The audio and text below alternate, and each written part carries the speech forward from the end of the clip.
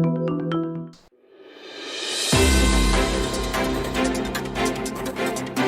thought it was an amazing meeting. He's a great leader.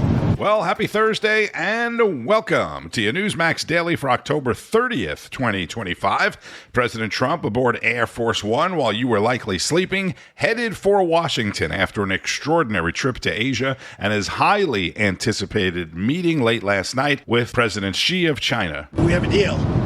Now, every year we'll renegotiate the deal, but I think the deal will go on for a long time. And I'll be going to China in April, and he'll be coming here sometime after that, whether it's in Florida, Palm Beach, or Washington, D.C. The president said the leaders of the two most powerful economies in the world have a one-year deal on trade, and he talked about some of the other issues that they talked about. On fentanyl, we agreed that he was going to work very hard to stop the flow. You know, it's a very complex subject because it's used for lots of different reasons. Ukraine came up very strongly. We talked about it for a long time, and we're both going to work together to see if we can get something done. We agree the sides are, locked in and fighting, and sometimes you have to let them fight, I guess. Crazy. Again, that was overnight on Air Force One heading back to D.C. At the same time Trump and Xi were in South Korea discussing the war in Ukraine, NATO says it had to scramble fighter jets near Ukraine's border because Russia/Putin launched another wave of missile and drone strikes into Ukraine. Putin obviously has no interest in making a deal, right? No interest in peace. Does not care about life whatsoever as he continues to throw up a big middle finger to the rest of the world and to President Trump. That's how I see it. President Trump also announced that he has instructed the Department of Defense to immediately restart its testing of nuclear weapons. Meanwhile, the Department of Defense or Department of War also announced that the United States took out another drug boat in the Eastern Pacific yesterday, killing 4 more drug smugglers. Aside from many of the Democrats that don't like it, Rob Schmidt is going to tell you who else doesn't like it. With 4 more narco cartel boats destroyed this week, Senator Rand Paul calls these strikes akin to what China or Iran does to drug dealers. And the senator joins us now to talk more about all this. It's good to have you back on. I kind of like them blowing up drug boats. I think they're pretty sure what they got and what they're doing here. And I think, anything that can stop the tens of thousands of Americans that are dying every year, it's a message. And I know that you're going to say a lot of the fentanyl's not coming out of Venezuela, but I also think it's a message worldwide that we're going to cut down on drugs and all this nonsense. Talk about that and also talk about what we're doing in Venezuela and your thoughts on it. Well, our normal way that we interdict drugs is that we board ships and we find out if they have drugs on them. It's interesting that as the boats have been exploded and as we've used this deadly force, when there are survivors, we don't try them for drug crimes or we don't even keep them. We've been sending them back. So we repatriated last week somebody to Colombia and somebody to Ecuador. So you would think that when there are survivors that they would be tried for a drug crime. You would think we would be hearing evidence that they're collecting drugs that are floating around in the water afterwards. You'd think we'd hear evidence that the people were armed. So we don't know their names. We have no evidence of who they are other than an accusation that they are drug dealers. But we also, in our country, haven't typically just killed people because we accuse them of being a drug dealer. Even convicted drug dealers are usually not given the death penalty. So there's a lot here that it's easy to be angry with people. But if we get rid of the idea of presumption of innocence and we're just going to blow up people on boats with a 25% potential error rate, I think I have problems with that. And I can certainly understand that. I think if you want to be a pragmatist and you're not concerned with, all of the I think American ideals of due process and things like that, we have a serious drug problem on this continent, and a lot of people die from drugs. So this would be a way to really kind of clamp down on it. It might not be too traditionally American in its form, but I also think that what they're doing with these drugs, I don't think that this is really about the drugs. I think that this is kind of a way for them that they're trying to kind of. They're pressing something with Venezuela, with Colombia, with these leftist states in South America, and I think there's a reason for that. I want to know why you think, why are we trying to clearly destabilize Venezuela and push Maduro out? What do you think the plan is? Do you think it's Rubio just wanting to get communism out of South America? Maybe. And of course, I have no love lost for Maduro, communism, or socialism. I wrote a book called The Case Against Socialism. And in it, we open with a chapter about a girl who runs a gang in Venezuela. And her gang controls 4 dumpsters outside of restaurants because there's such a dearth of food that people are scrounging, eating their pets, eating rats, eating remnants of food. This is an example of how socialism doesn't work and will ultimately fail. And I wish the best for the people there. I have not been for offensive war. I have not been for fighting wars unless we're attacked. President Trump has largely agreed with me. He opposed the Iraq war, as did I. He opposed the continuation of the Afghan war, as did I. He opposed the regime change of Gaddafi that led to even more chaos. So it isn't always clear what comes after. There is the potential that what comes after isn't freedom and constitutional liberty, but maybe what comes after is chaos. And that's when this first started, I was very wary of this initially, and it was one of those things where I didn't really like kind of what we were doing. The more I kind of looked into the possible motives of this, and you look at the creep of China into South and Central America, we remember what the Panama Canal thing, and the president just brought that up and kind of opened people's eyes to the fact that China is moving its claws into the continent just to our south. Undeniably, it would be a massive benefit to this country to have a capitalist-friendly Venezuela. And as we know, Maduro was crushed in that last election. He just didn't leave. He just stayed in power. And I think it's a lot different if you're going to try and do a regime change and you've got a willing candidate right there and the military goes along with it. I think it's a little different than trying to install democracy in the Middle East where nobody really wants it. And you got Venezuela that has this massive oil reserve. They have gold, they have rare earths, and China's got their fingers all around them, and Russia too. And it's kind of like this evil element to our south that doesn't have to be that way. I mean, it's not very America first, but it has a huge upside, doesn't it? Well, I wish the best for the people of Venezuela. I wish them freedom. I wish them constitutional liberty like we have. But I think that typically when it's successful, people have to fight for and achieve their own freedom. We fought for and achieved our freedom. But I don't think that necessarily, look, we tried in Afghanistan sort of to give them this. Women went to school again. Girls were in school. These were all good things. Yeah. And within days or within hours of us leaving, they reverted to the Stone Age. They chose to put the women aside. They chose to cover the women. They chose to kick the women out of the schools. People have to want it themselves. We can't come in and give people things. They have to want it themselves. Kentucky Senator Rand Paul on Rob Schmitt tonight. People have to want to fight for freedom themselves like we did. We just can't give it to them. I do have some other news concerning Senator Rand Paul and some other Republicans that I'll tell you about that in a little bit. But first, Rob also had an excellent conversation with Texas Senator Ted Cruz about the government shutdown now on day 30 and the lack of funding for the SNAP program, the Supplemental Nutrition Assistance Program. All right, Senator Ted Cruz joins us tonight with more on this. Sir, good to have you back on. I guess one major upside to this shutdown is that millions of Americans right now are seeing just the size and scale of the scam that is the SNAP program in this country. 17 million in 2000 were on this program, 43 million today. 1 in 8 Americans are on it. More than half of our immigrant population is on some form of welfare. The dole is now loaded with able-bodied people who are laying around collecting free goodies from this government, and I'm glad a lot of people are seeing it. Well, unfortunately, that was a major agenda item for the Biden administration and for Democrats, is that they want as many people as possible dependent on the federal government. And they also, in particular, the open borders they had for 4 years, over 12 million illegal aliens came into this country.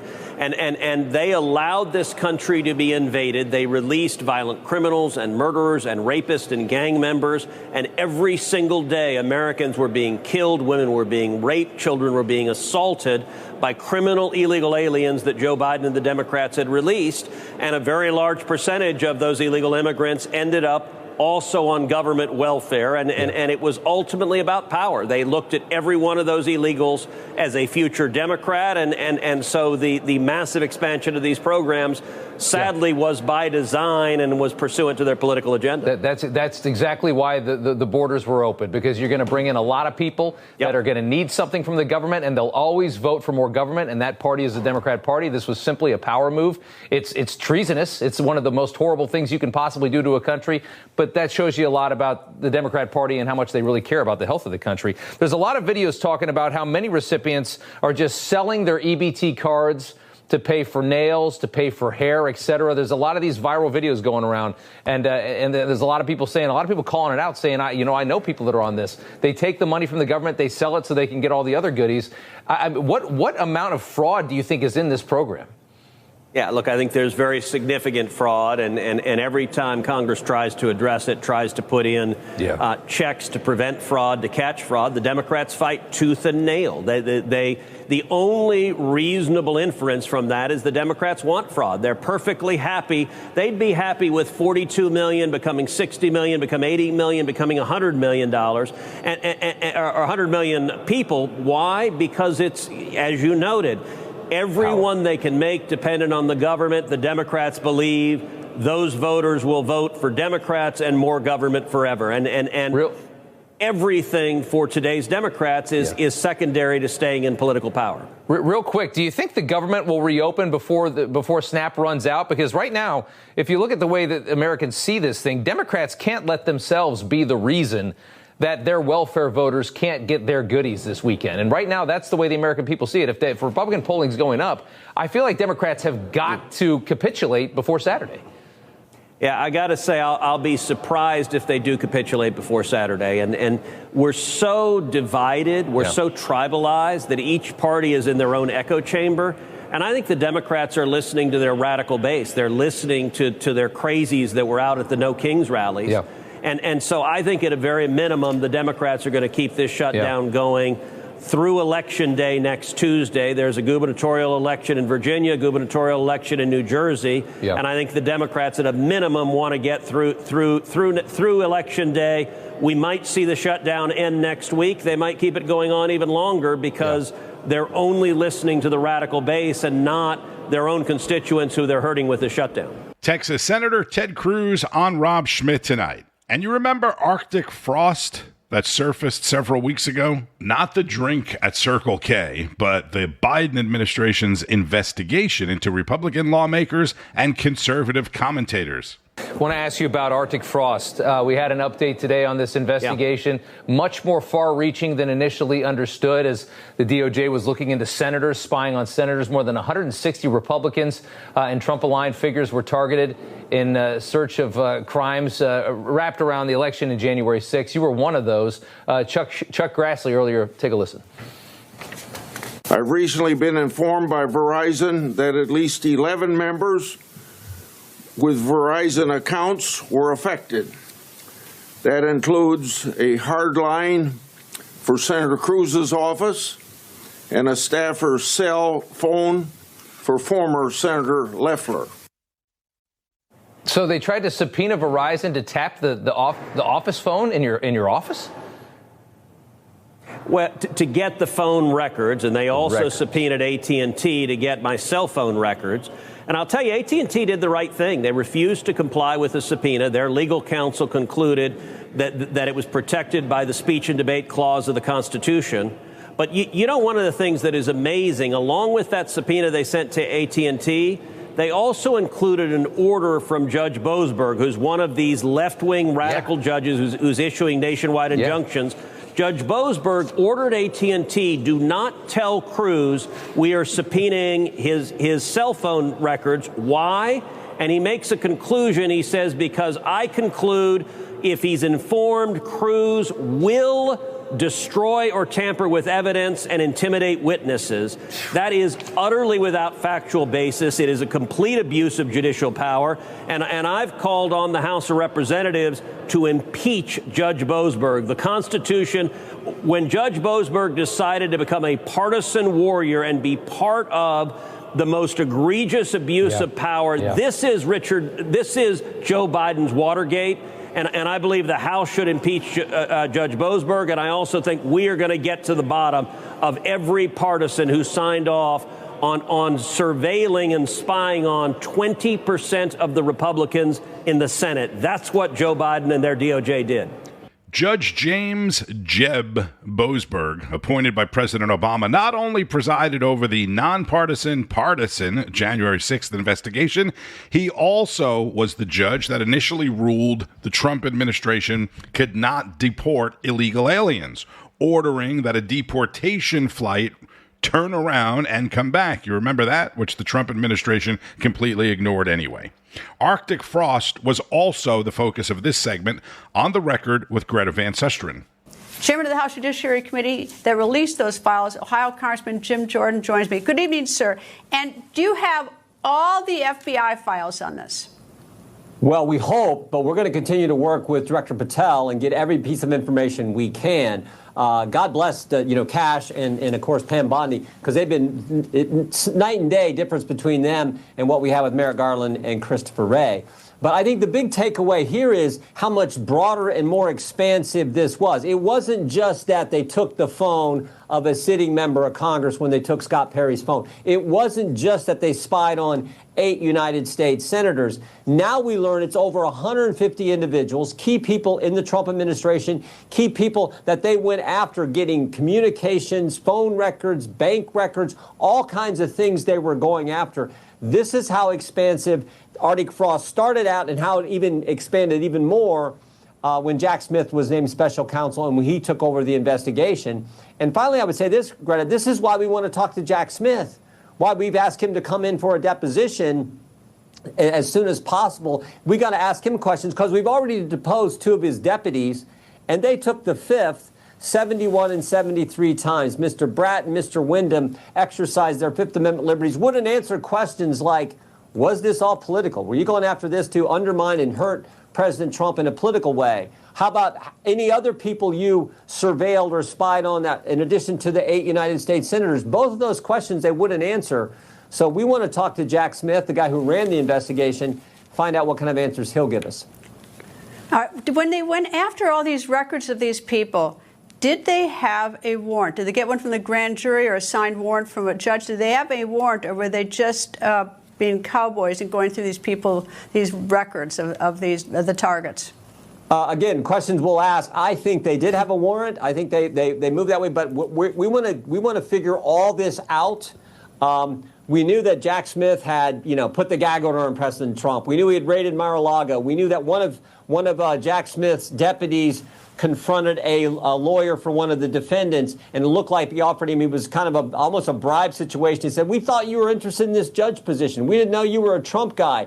Kind of hint, hint, wink, wink when they talked to Stanley Woodward. So there's all this that went on, but the big takeaways for me are 8 United States senators, a sitting member of Congress they took the phone of, and 2 of his deputies who we've already deposed who wouldn't answer our questions. So that's why we want to talk to Jack Smith and get the answers to all this. When you look at the breadth of investigation like this, with over 150, or even if you go to the lower number that you just listed, is that they didn't indict or charge any of these people. So you get sort of the idea that they were just looking for everything, every place. What could possibly be a legitimate reason if they didn't strike gold on anybody? Yeah, I think you're right.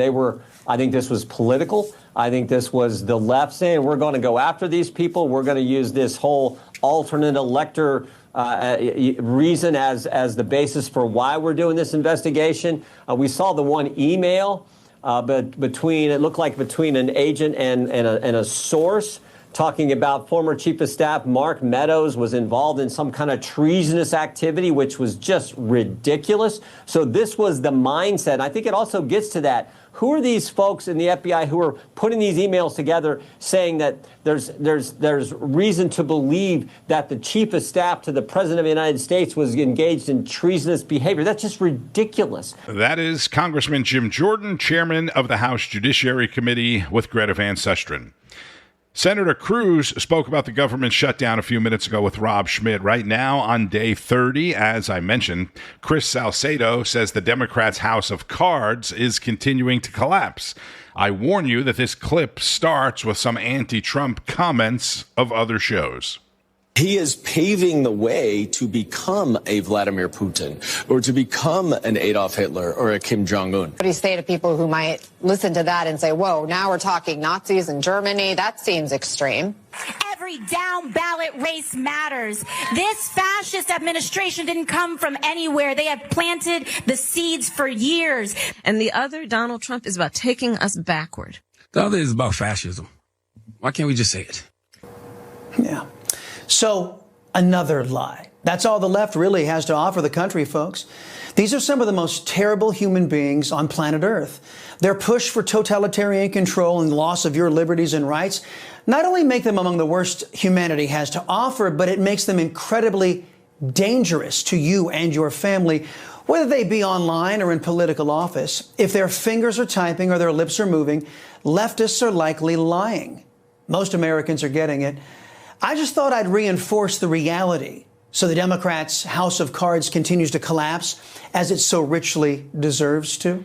Chris Salcedo, the liberty-loving Latino, is the host of the Chris Salcedo Show, 5 p.m. Eastern on Newsmax. He calls himself that. I don't call him that. Well, I call him that because he calls himself that. But while the Senate has failed to forward the CR, the continuing resolution, and reopen the government, yesterday the Senate did manage to pass a resolution blocking President Trump's tariffs on Canada. 4 Republicans, and I'm sure you can guess who, the usual ones, voted along with the Democrats. Rand Paul, I said I had more to tell you about concerning Rand Paul.